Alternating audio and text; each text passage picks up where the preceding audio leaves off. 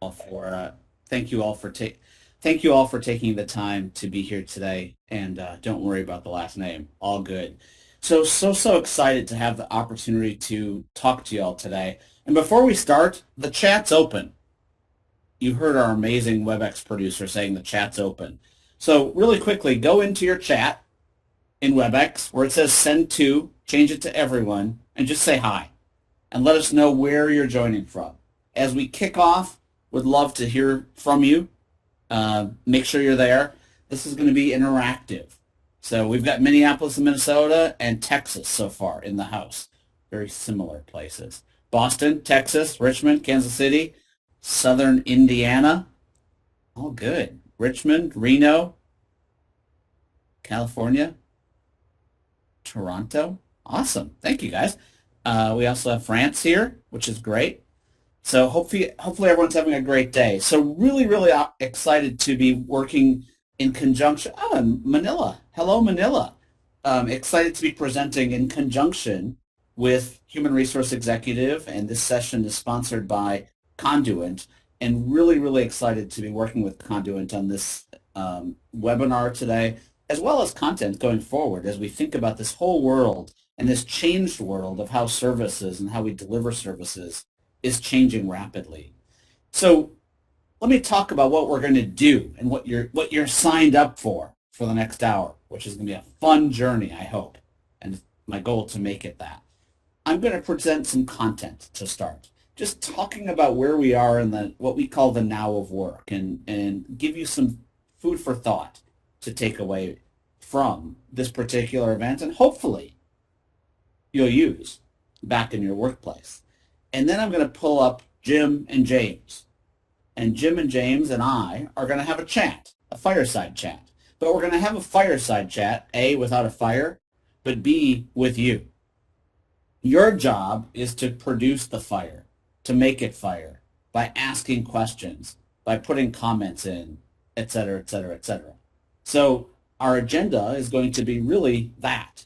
Me starting with talking about the now of work, how HR supports this new concept of a digital workplace, what the difference is between deployment and implementation when we think about these areas of HR tech and work tech, and then talking about how operating models and service delivery models come into play in this new now of work. When we think about LeapGen as a company, we were formed to help organizations transform, which is really thinking about how to change. Okay, LEAP stands for love, energy, audacity, and proof. Love, energy, audacity, and proof. And we get the opportunity to work with customers all over the world in helping them through transformation, which is just a joy. But one of the things that we learn every day by doing that is that in working with those customers, so often they jump into implementation. They jump into implementation without thinking about a strategy, without thinking about how to sustain, without thinking about how to be digital, not just do digital. And they jump into transformations without realizing that the world we live in today has changed. It's not just about getting people connected. It's about building connection. How do you build connection in a digital world? In a world where empathy and feeling is more important than ever? One idea is to ask a question. So if you've ever attended a LeapGen webinar or event before with LeapGen, you know there's a question we always start with.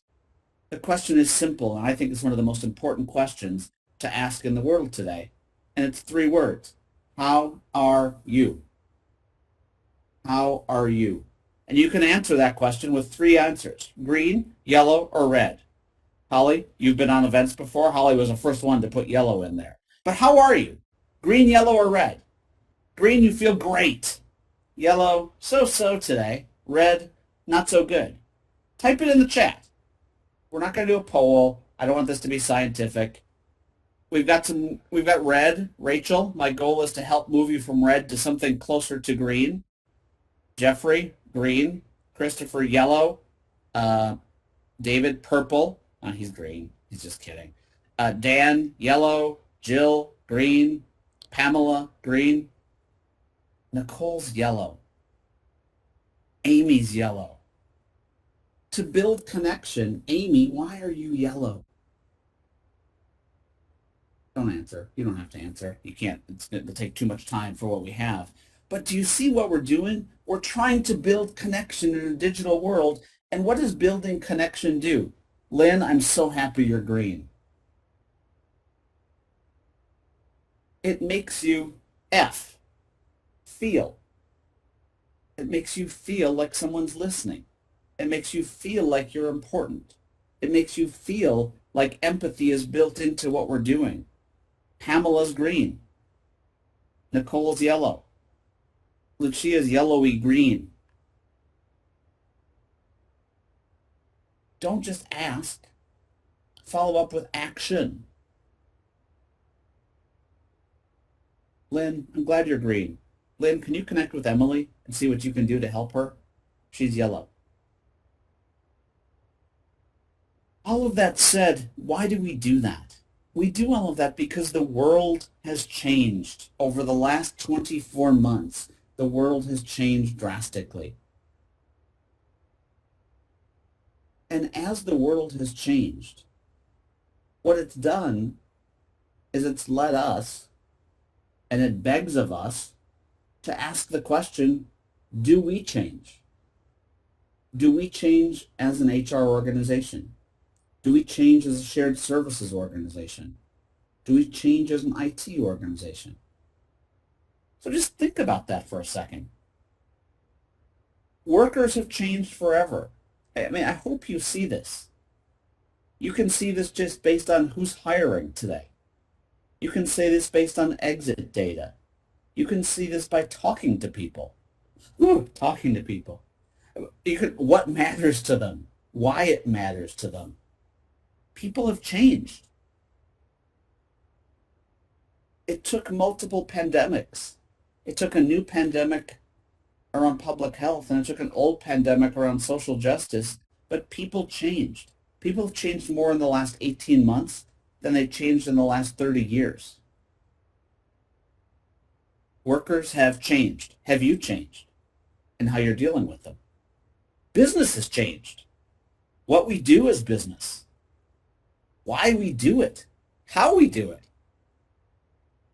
I didn't used to sit behind a screen like this and give these types of presentations. I used to do them live. I used to have people make fun of my shoes and my socks and my hair. Now, probably someone's still making fun of me, but I'm behind a screen. But guess what? That's perfectly acceptable now. I laughed the other day when someone said, hey, guess what? We want you on video. It's like, you don't have to say that anymore. That's the expectation. Business has changed. And at the same time, work has changed. There's this whole thing. I did an event in India last week around return to work, which I think is a terrible thing to say. Does anyone in the chat tell me why you think that's a terrible thing to say? Why is it a terrible thing to say? Here's our return to work initiative. Amy, thank you. Greg, thank you. Julie, thank you. We've all been working. Well, this is return to work. We've been working. We might want to say we're returning to office or return to site. Thank you, Michael. Greatly said. Kyle worked more, but work has changed.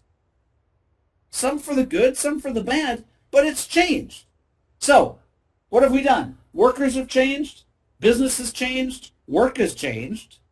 Ira, return to office. But guess what? The talent war changed also. You've seen the stats. Whether it be a quits higher than ever before, whether it be job openings higher than ever before, whether it be trying to get a coffee but the dining room's closed because they can't staff, whether it be the supply chain issues because we can't unload ships, whether it be Wexit, women leaving the workforce at higher rates than ever based on needing to take care of family, needing to take care of other things that are more important than work. All of that being said, what do? We have to change. So let's talk about that. Let's talk about that. There's a root of a word that we like to use a lot that's trans. Trans means radical change. And there's two types of radical change that organizations are going through today. They're either going through technology transitions, radical changes to technology, or they're going through digital transformations, which are radical changes to how work gets done. A transition versus a transformation. Both are important. But it's really important to ask yourself what you're trying to achieve. Michelle, I love the fact that you use future of work. My recommendation to you is strike future and use now of work. Because the future is right now.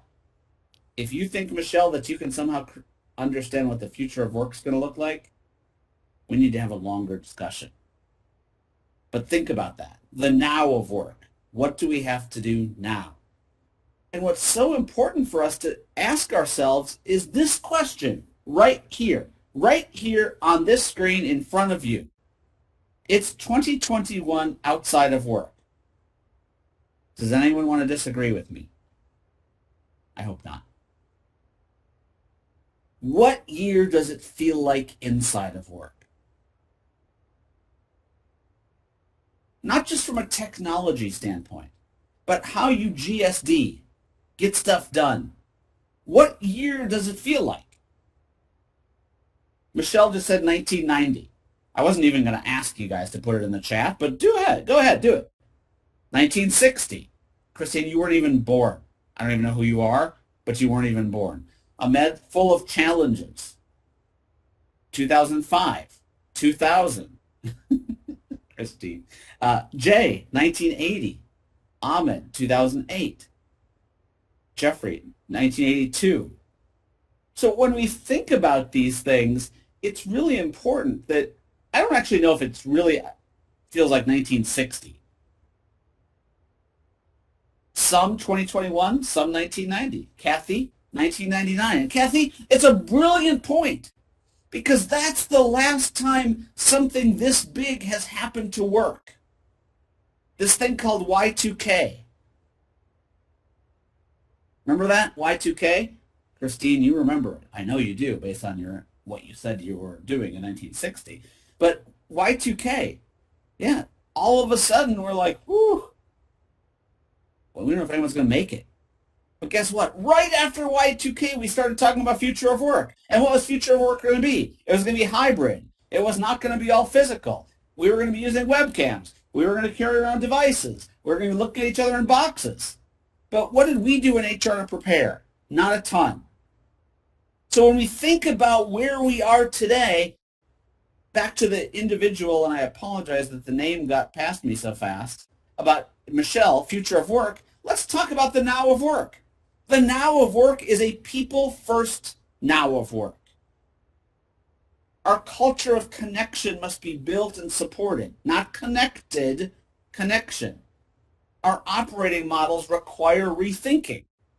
Our service delivery models require rethinking. We must have a strategy that's agile, not fragile. And we must learn to be digital, not just do digital. These are all things, this particular slide, these are all things that I hope that you're working on today. We're going to talk about them through the rest of this webinar, but I hope that you're working on them today. Because it's truly what's going to make or break the role of HR within your organization going forward. I truly believe with all my heart that this is the most important time and the most important moment in what HR is going to be going forward. And the way that we need to think as an HR function is to start by realizing that digital thinking, digital actions, being digital does not equate itself to just technology. I pause and just take a second so that you think about that. Don't take a second and look at Michelle's nice fingernail polish there, but take a second to think about the fact that digital thinking, digital mindset, digital action does not equal technology. Every business and every business function must think digital first. And when we say digital first, what we mean by that is this equation. And if you've ever heard me present, I always wish that people could get this tattooed on their bodies. Someday, someone's going to, and they're going to show it to me. But I always recommend henna, not ink, because the percentages change. The first thing in realizing that we have to be digital is to know how we align to the purpose of the organization, of the entity that we work for. What's the purpose? If our organization says our purpose is to be a #1 place to work in the world, if our actions don't match that, what are we doing? If our organizations walk around saying people are our most important asset, yet I know more about my laptop than I do about my people, what am I doing? So purpose, values, what it means to work for the organization. Understood, need to be understood. After that, then I align with the following 4 DNA components.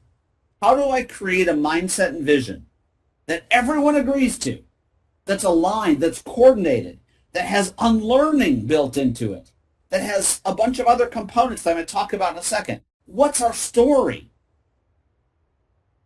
Who am I designing digital for? Most HR technology has been designed for who? HR. In today's world, HR technology shouldn't be designed for HR only. In fact, it should be designed for the workforce first so that HR can benefit from it. Third, how do I realize that processes generate data, but journeys generate feeling? And if I have a bunch of great processes buried under a link farm, intranet portal, it doesn't do anyone any good. Once I understand my mindset, I know who I'm designing for, I realize how I get it to them based on how they need to work, then I can take technology and use that as the fuel to get there. But where do most people start? Put it in the chat. Out of these 4 buckets, where do most people start? Nicole, exactly. They start with the tech. And all of a sudden, you end up that, we got to do an implementation, we got to do an implementation, got to do an implementation, got to do an implementation, got to do a selection, got to do an implementation. We deploy strategies. We implement technology as part of deploying a strategy. But you should never just do an implementation. You should always do a deployment. Tech provides a spark. Tech provides a reason. But it should never just be all about the tech. A. B, the other part of mindset and vision that's so important is creating what are called measures of success. And for so long, our measure of success in HR technology has been go live. It's terrible. It's a terrible measure of success.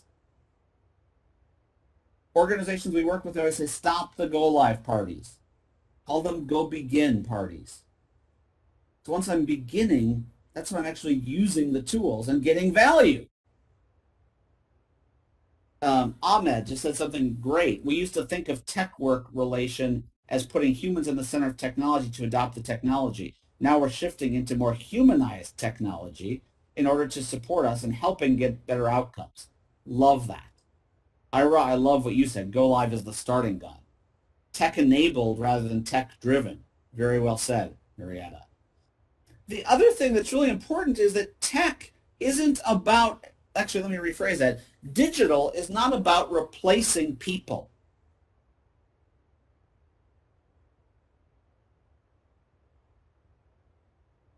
Digital is not about replacing people.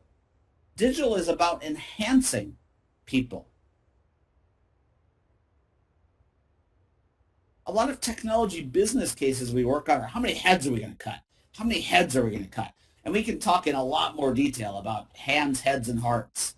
And how do I stop doing hands work so I can do better hearts work? But I'm not talking about replacing people. I'm talking about enhancing the human experience. And when we think about that, here's a quick little graph for you to start to answer a question. And look at it carefully because the next question is going to be a poll where we're actually going to ask you, where do you fall? Are you just beginning to be digital? Meaning how you think, not technology, please. Technology is the only part. Are you doing digital? Are you leveraging digital? Or are you truly being digital? Okay, and the biggest thing I'd probably say that make this up is, are you just using digital across some processes, or are you really using digital to create competitive advantage? Just take talent, for example. Are you counting people, or are you making people count? One of those would be an example of doing digital. The other would be an example of being digital. So I'm going to go ahead and open up this poll. And I'd love for you guys to just go ahead and let me know your thoughts. You can see the poll on your screen. Where is your organization today? And I'm going to go back if I can to the slide so that you can see. Are you being digital? Excuse me, are you beginning digital? Are you doing digital? Are you being digital? So where do you fall? My bet is most people are going to say they're doing digital. And we'll wait a second for the results to come in here. But that's where most organizations are, is they're either in the doing digital or just starting to leverage digital. We do a session, and I always offer it, free of charge for executives and HR organization called Mindset for Success. And it's how to help people start to move forward. Looks like there's a glitch in our digital poll. Sorry about that. Doing digital wasn't an option, and that's what people wanted to vote. So we'll go ahead and share the results, but probably not going to be perfect since there's a glitch, one thing missing there. But most organizations are in that doing bucket. Okay, and what we want to do with your HR leadership team, not we, you, is you want to shift that thinking from doing digital as a project to being digital as a program. Being digital as a program. We used to start with structure and process. Today we start with experience instead of structure. A key component. And as I mentioned earlier, you don't implement transformation. Transformation needs to be part of deploying that strategy. So as I said earlier, with workers changing, work changing, business changing, humans changing, empathy being more at the core, humanity being more important than ever, it's our opportunity to reset. And resetting involves thinking about how do we deliver service. So if we think about that, what's the role of HR in doing that? It focuses on making sure we design for the empty chair. Notice this thing right here? This is the empty chair. See? It's empty. Okay? There should be an empty chair in every one of your design sessions. Why should the chair be empty? Because you want to ask the chair, hey, chair, does that make sense to you? Does effective date make sense to you? Does position management make sense to you? Does having 19 levels of approval that you can't see make sense to you? Does putting a self-service transaction and hitting OK and you have no idea what happens next make sense to you? If your chair doesn't say it makes perfect sense, do you guys all believe I was just talking to a chair in front of all of these thousands of people? It, if the chair can't answer that yes, guess what? Your design and how you deliver services is not going to be met in a way that makes sense. We must design for the empty chair. Empty chair. Ira is more impressed that the chair answered correctly. The, the empty chair is a persona. And I hope that you're all using design thinking in the work that you do. But personas are what allow you to drive empathy into what you deploy. So often in the past, we've just done a peanut butter spread. We said, we're rolling this out, and guess what? Everyone's going to use it. Next thing you know, we have adoption issues. Next thing you know, we need an RFP because our technology is not good. Most of the time, it's not that the technology is not good. It's that you didn't design it for people in a way that makes sense to them, not to you. Most people, employees, managers, and leaders, A, don't know how to spell HR, nor should they, and B, don't want to ever hear about HR. They want to get things done. They want it to be simple, easy, frictionless. So here's an example of a persona. I hope you're all using personas, but if not, here's an example of one. Hannah. She's an in-the-office employee. She works for a company called Land O'Lakes, large customer of ours. How does she work? What are her needs and expectations? What are her roadblocks and frustrations?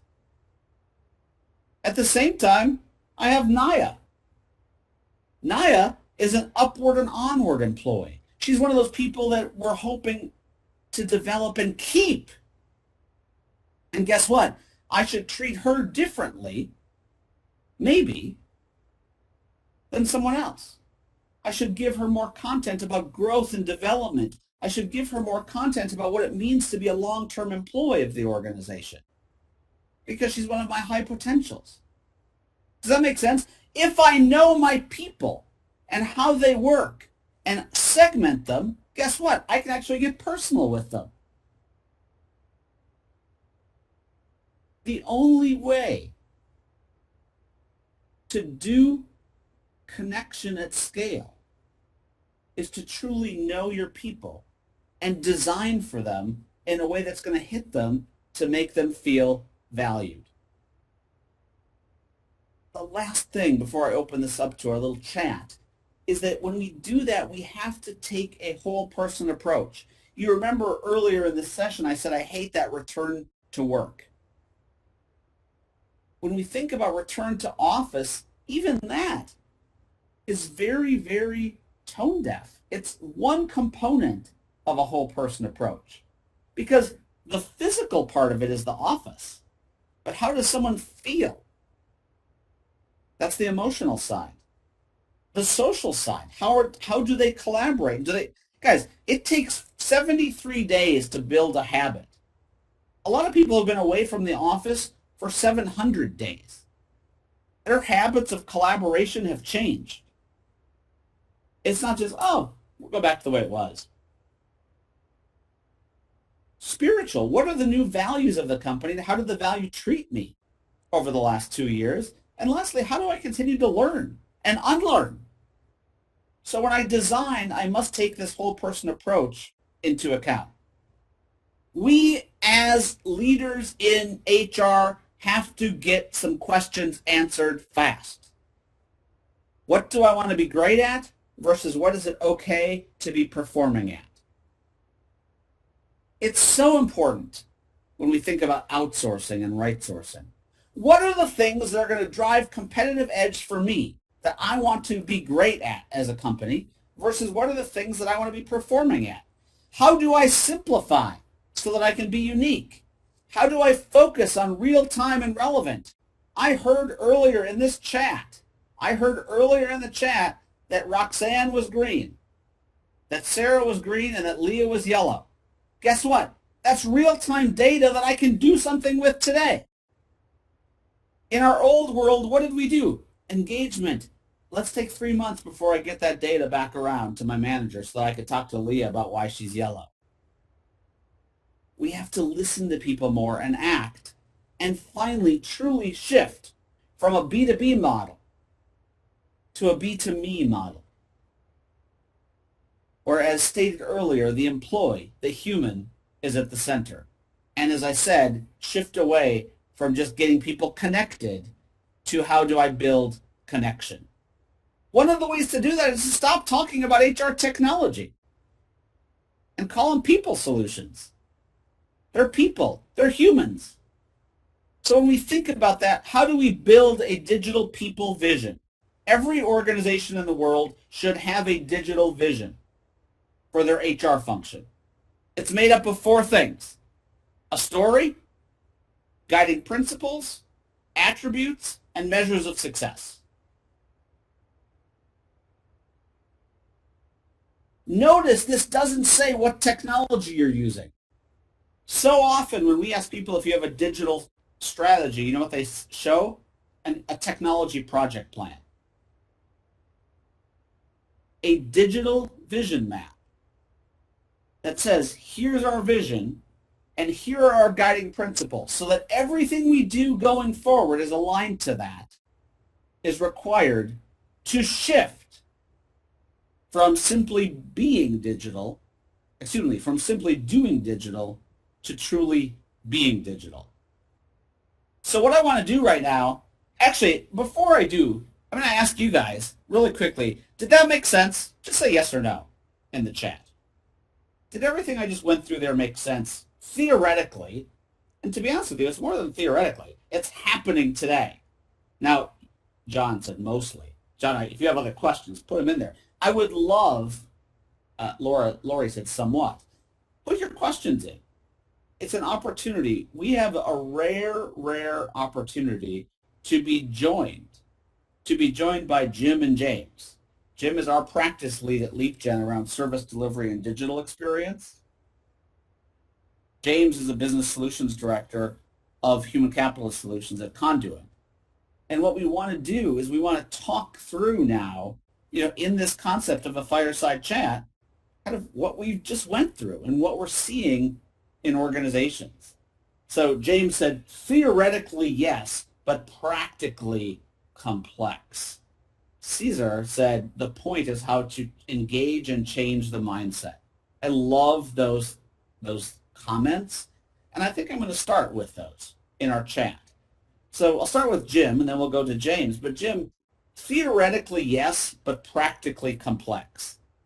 I hope I didn't say any of this was easy. But Jim, with all of the work that you're doing today, in organizations around the world, where do you think out of those 4 components, mindset, people, journey, and tech, people are falling down? Yeah, I think it's in the mindset for sure. But some and all of them, the idea of complexity should not dissuade us either, because we have to recognize that what we're dealing with is a complex world, by the way. But what I have noticed is that on occasion, not very often, we'll come into a client that has all the bells and whistles. They've got the gold standard of all the technologies, and they know how to use them, and they know how to implement them. They've got plenty of people that can configure, and they've leveled out. And and we go in there, and it's like, well, I don't know what I can tell these people. They're really good. But then when you start digging deeper, you find out, well, no, they are really good at the technology, but they haven't leveraged it in the organization to the point that they could. And it's invariably because of things in the organization, that their organizational obstacles have prevented them, and that's where that plateau comes from. So there are things like, do you distribute authority? Do you get radically simple? Do you take advantage of do you build change into your product instead of doing change management on top of the product? So these are habits that enable an organization to be digital, and those habits are what don't often exist, and that's all in the mindset.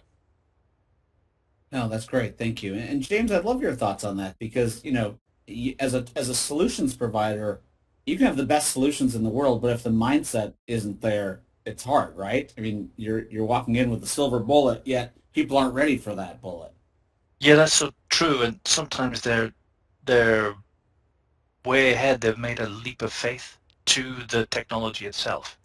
So the things Jim's just said, yeah, they're focused on thinking digital is the technology solution set, investing in the technology. They have best in class, but how it's linked with their digital vision, how they embed that into mapping out experiences for workers, the personas, which I think is a great way of doing that, of moving from a vision to something that's much more deployable, and creating that connection, as you say, at scale. Those things tend to be. Some organizations know it's a central part of their of building HR capability, and others are not so sure. They're very much focused on, can we get this workflow right within this tool set? Mhm. But they're not actually thinking about the people who want to use that. And they're not actually thinking about, does that change the habits of the employee for the better for the organization? Does it foster a commitment to their work, to their customers, to their organization? What is the positive impact? And that I think is a habit, a way of thinking that's still very much in its infancy, I think, within the HR community. Yeah, no, I completely agree with you. And I think I mean, this concept of understanding what you want to be great at, versus what it's okay to be performing at is really, really important along those lines. And I think that as we think about kind of the world today, it's really, really important. And, Jim, there's a great slide that I'm going to pull up here that you use a lot when you talk about kind of how we got to this place over time. And I'd love if you could kind of just talk through this because, technology enabled centralization and digitization, quote unquote, has been around forever. But just looking through this, I think hearing you explain this is fascinating. So if you wouldn't mind, I'd love if you'd walk Yeah, through that. of course, I love this slide because I like the history of this, and it starts. I don't want to go into too much detail. It starts in 1920s because that's really, for my money, that's where it started. The whole thing started with General Motors in 1925, and Sloan created the concept of a centralized corporate function. Um, Now, he couldn't have done global, by the way. He couldn't have done that without a couple of technologies, telephone and long distance calling, and believe it or not, carbon paper. I mean, so the point of this is to show that as we have progressed through these periods of time, there's always been a technology enabler that's kind of propelled us to the next place. And then there were a couple of things that were very much they were landmark events, and that's where the bang and the boom come in. Client server computing is what gave birth to what we today know as shared services. It is the way that we were able to access a single database for multiple functions within and outside of a function. That was huge. That literally we wouldn't have what the model we have today without that. Then we moved into cloud. And cloud brought us network, it brought us some new features that have pushed us toward experience. We're now entering the digital era, the digital experience era. And I like to call it the digital era of empowerment. Because what digital does in our world is it cuts out the middleman. It literally, if you think about whatever it is, TD Ameritrade, Zillow, um, uh, you name it, Kayak, what are they doing? They're empowering the consumer to do for him or herself, cutting out the middleman, And these middlemen didn't necessarily go away. They had to find new ways to add value, or they would go away. You can't just provide the thing anymore. You've got to figure out a way to add to the thing if you're going to survive in this new empowered world. So here we are at this juncture, and now we have digital, another big boom. And I would add another bang to this, which is COVID, because COVID thrust us into the now of work, as you say.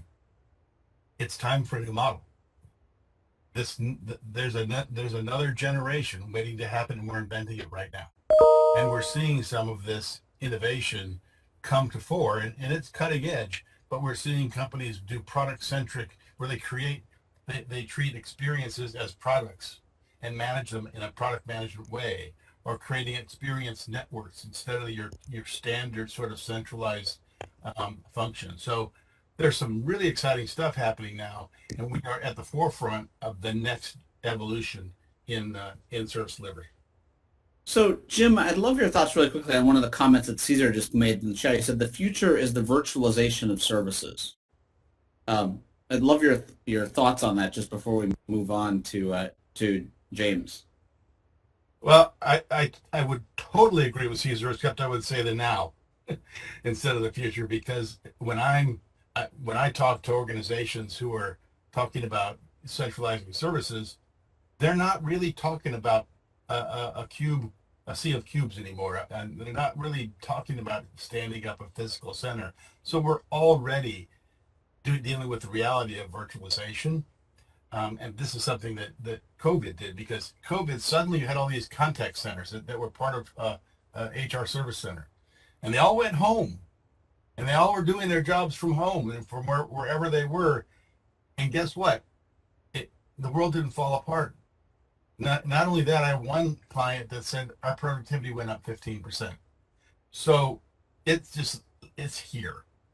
And digital is creating the network that allows for centralization to be virtual. And it actually has always been, or not always, but it's been that way for quite a while. But now we're suddenly there. So yeah, Caesar's right. So, James, one of the things that we talk about when we talk about great versus performing is what should you do yourselves versus what do you think about outsourcing? And I know this is a slide that Conduit uses to talk about kind of the dynamic HRO. I'd love for you to talk kind of through this, not necessarily what Conduit does, but why understanding this is so important today.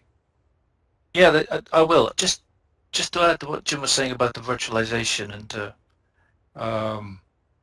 talk through Caesar's point about the virtualization of services.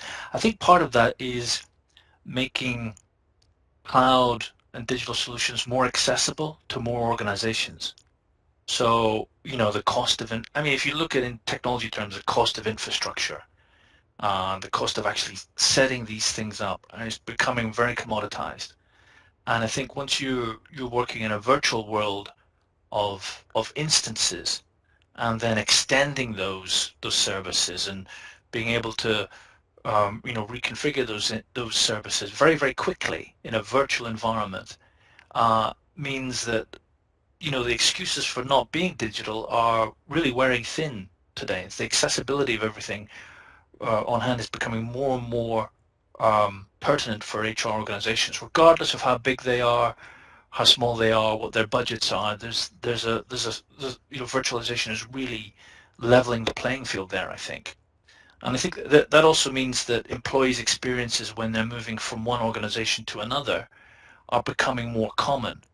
And so the need for HR to build capability to differentiate an organization's values and ethics and stuff like that is becoming much, much more important, I think, as well. So it's just, I don't know if you want to add on to that or agree or disagree, but I thought it would be good to just I think that's my thoughts. Interesting. And one of there's another question that just came in I want to get to before we jump into this HRO component, which is, someone actually just said, that we're talking, Jim, on this slide you talk about the experience era, and someone actually just said we can't even get people to use self-service, little less talk about experience era. Jim Scully, one of the things I always say around this is that people aren't going to adopt until we adapt. until we actually change and unlearn how we push things out to people, how we deploy them to people, how we talk about the value, people aren't going to adopt self-service just because they have nothing else to do. So I think that's an interesting statement when they say, people can't even use self-service. Now you're talking about the experience era. James or Jim, I don't know if you want to add anything to that comment. Well, I would pose a question. Do they use Amazon? I think the answer is yes, and that's self-service. So, the conversation as it relates to, quote, self-service or direct access, now so we have to change the conversation around that and change our expectations. And we need to use design to build change into the solution. You don't go to Google training. You don't go to Amazon training. The change is built into the design, which is why at LeapGen we combine design and change, as we think about it as one thing. Because you're not really in the digital world doing training, you're building the change into the solution and making it the solution of choice. And so as long as we're not doing that, as long as we're not designing those self-service or direct access channels with the idea of making it the channel of choice, then we're going to be in that place that was just described. And I've been doing this for a long time, and we've been moaning about people not adopting direct access for a long time. And it's not the people that are the problem. It's the solutions. James, do you want to add anything to that? Yeah, I totally agree with Jim, and I'd add there's a little bit of marketing to go on there as well. A little. Yeah, there's a new role, I think, HR marketing. Yeah, a lot. Yeah, and it's that person who creates the nudging components of nudging behaviors to get people to move towards that self-service. You'll get a better result. It'll empower you. You'll love using the new service. It's the way to get things done, and also to have voice of customer champions. Actually have people within the organization who talk about the new capability, the new service, and they can tell 9 more people, and those 9 people tell 9 more each, and gradually the message gets out. So I think a lot of internal marketing there could help. Yeah, and so if I could just throw one more thing in there, as far as the shift in our thinking, for all these years we've been saying the reason we want self-service is so that HR can do less of that transactional work and be more strategic. That has never worked. It's never flown. It's not convinced anybody. We need to promote the direct access because it's the best and easiest way to get work done. Yeah, It's the best process. It's not for the purpose of taking work away from HR. Again, that one's never that dog is never hunt, as we say in South Carolina. James, there's a South Carolina saying for you. I'll not use it, but I'll watch out for it. There's another question that came in I want to get to really quickly, and Ira said, what's different now than 10 to 15 years ago with respect to the tattoo slide? I'm not going to read the rest of it. But Ira, the thing that's different now is the amount of focus that needs to be placed on mindset and design compared to the past, the amount of focus that needed to be placed on technology. What the cloud has done is it's made it so much easier to stand up technology, yet at the same time that's a problem because I haven't done enough work on the mindset side and the design side. So where I used to have 50% to 60% focused on DBAs and people tuning servers, et cetera, et cetera, et cetera, now I can easily stand up the tech. But, which is why it's 10%. But the other percentages about designing for who, how do I have the right mindset about why I'm deploying this strategy, that's the part that's changed. Okay, so it's not necessarily the buckets that have changed. It's the percentages and how you need to resource programs that's changed drastically. I mean, even what James said about marketing. Marketing in the past to the HR people about using a tool, like we didn't market it. We're like, hey guys, you have to do this. It's your job. Otherwise you're fired. Now all of a sudden to get employees and managers and leaders to use capabilities And to shift from adoption to addiction, that takes a ton of marketing and a ton of mindset change, that's the biggest difference, Ira. Thanks for that question. Um, Actually, one more question, and then James, let's start with you on this one. I'll go to Jim.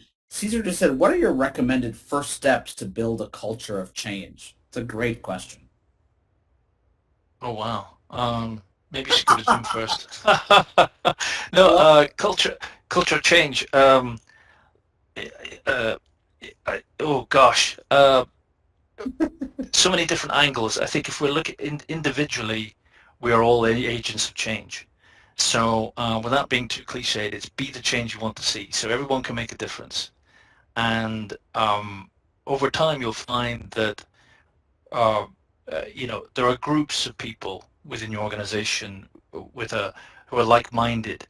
There needs to be a way for teams to have a sense of belonging, of being in a team, and to communicate with each other. And it's that team can then start to change together. And then maybe they are the agents for change in how teams are set up and how teams are managed and how they're rewarded for the performance. And then that team change can move into an organizational change or business unit change, so it can gradually sweep out over the organization. So that kind of, start with yourself and see who else is thinking the same way and create communities of change, I think is one way of looking at that.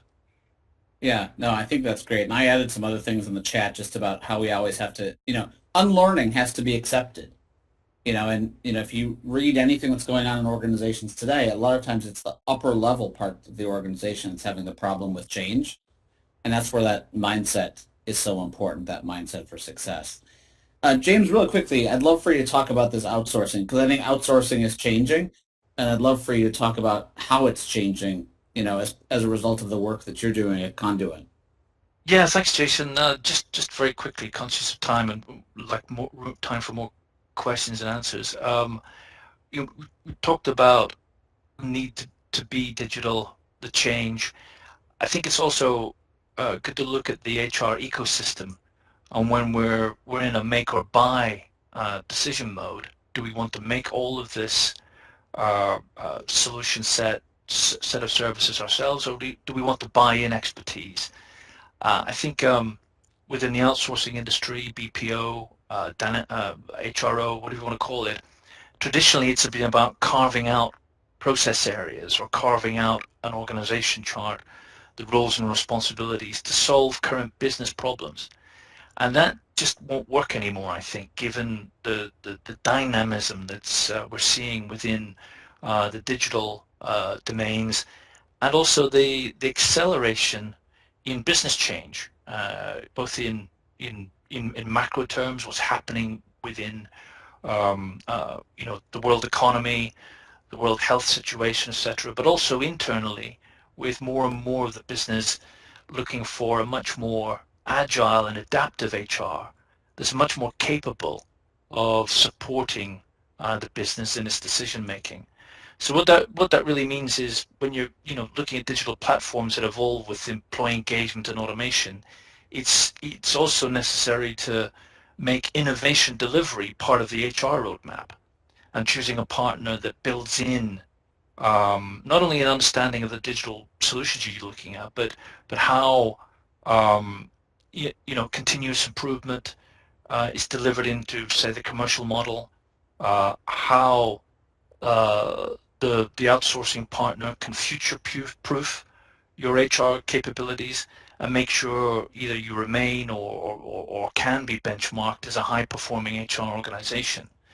And I would say, just it's not really on the slide, but when it comes to making a choice on solution evolution, innovation, experience orientation, those kind of things, it is about data. You called out, Jason, the connection we made with the audience just by getting some very particular data points, red, green, amber. Those throughout the HR organization. If we can get an HRO partner that puts people analytics at the center of its solution, then it's then that HR can begin to get the right data, learn how to use it, and make much more impactful decisions and grow capability. And you know, ultimately, as that digitization moves forward HR and its capabilities, so the services that are delivered need to embed that dynamic set of principles in their design and delivery, I would say. Yeah, no, I think that's great, James. And as I move on to this last slide, we do something every Friday at LeapGen that we call the Now of Work Digital Meetup. You can scan this QR code and get registered for that. But James, there's one more question that just came in from Christine that I want to make sure that I get to, and that's tips for emerging HR function in smaller organizations who don't have the financial resources for some larger scale digital solutions. And I think that's really where the types of solutions that you offer at Conduit can come into play. But would love your thoughts on that. Yeah, it comes from that virtualization, I think, that I mean, I've worked in small organizations. I've worked for a recruitment consulting group with less than 100 employees, but they had a great HR function, and they had an HR function that um, uh, connected people, and it very quickly had like Yammer, other social tools that didn't really cost anything. It's part of Office 365. Google has the same type of thing, but you create a place for HR to reach out to the employees. And so on a shoestring budget, that organization was able to punch above its weight and also gather in data points to the board, to the C-levels, who the owner of the company, that were able to really help the CEO make decisions. So I think but budget for a small organization, I think it's budget isn't always the biggest problem, and I think it's also about being very visible to the workforce. So an HR that sits in the office in the corner with the door closed, that's not going to make a big impact. And I think, if you're a small organization, it's about getting out there and really feeling the mood of the workforce and gathering that mood data in an informal, sometimes formal way that can really, really help the organization. Yeah, no, that's great. Jim, anything you want to add to that? I mean, I think it's such an important time in our industry, and you mentioned you've been in it for so long. What do you see right now, and why do you think that it's the most important time for this space? And while we do that, and while people have to sign off to jump to their next digital meeting, um, James, thank you, Conduit, thank you, HR executive, and Jim Scully. I'll let you have the final word. Oh, thank you. I think, and this actually helps to answer one of the early questions about how do you create a culture of change, which I call changefulness. Digital is providing us with the mechanism where we can finally ditch bureaucracy. And I think that is the big challenge for HR right now and the big opportunity for HR, because bureaucracy is a way that we got people to align their behaviors with the higher vision. We now have to focus on not a top-down, but a grassroots kind of a changefulness, and we use networks instead of silos, and empower people instead of instruct people and dominate people. HR has a real challenge here because we are, if we look honestly at what we do, the stewards of bureaucracy within an organization. We hold all those structures. We build those pyramids. We build those ways that you have to do things. We need to get out of the way or we will become irrelevant. And that's why it's a big time and an exciting time. Awesome.